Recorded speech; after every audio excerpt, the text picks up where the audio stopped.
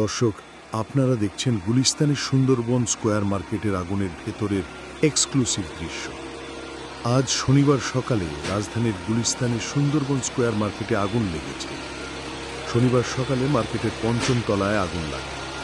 Fire সার্ভিসের media সেলের কর্মকর্তা তালহা বিন জসিম এ তথ্য নিশ্চিত করেছেন।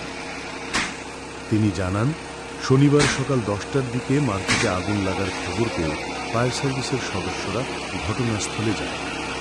আগুন নেভাতে ফায়ার সার্ভিসের 11টি ইউনিট সেখানে কাজ করছে।